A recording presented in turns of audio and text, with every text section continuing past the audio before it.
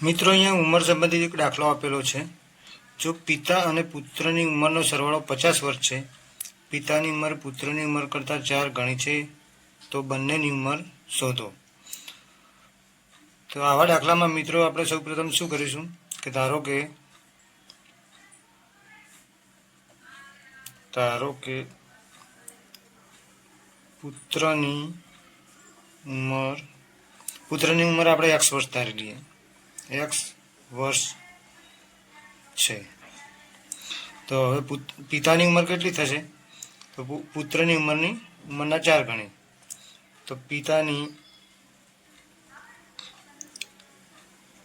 ઉંમર બરાબર પુત્રની ઉંમર x એના 4 ગણી, એટલે કે x ગુણ્યા 4 બરાબર 4x।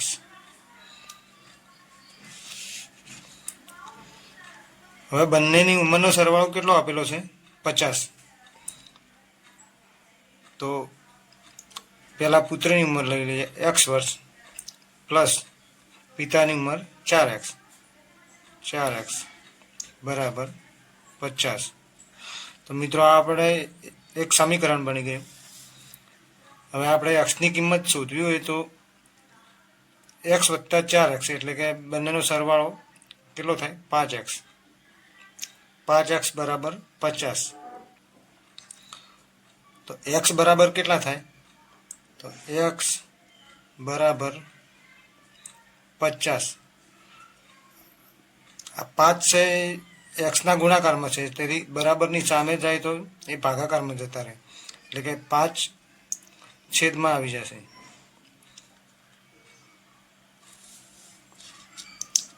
તો x બરાબર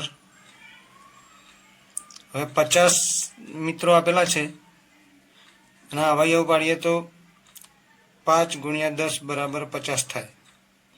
નીચે આપણે કેટલા આપેલા છે? 5।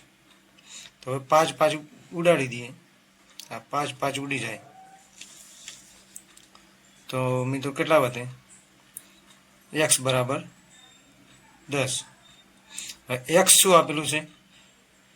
x એટલે કે પુત્રની ઉંમર, એટલે કે પુત્રની ઉંમર કેટલી આવી? પુત્રની ઉંમર બરાબર 10 વર્ષ।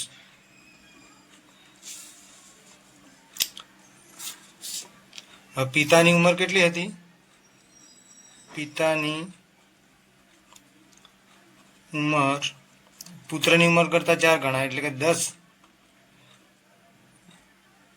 ગુણ્યા 4 બરાબર 40, એટલે કે પિતાની ઉંમર 40 વર્ષ।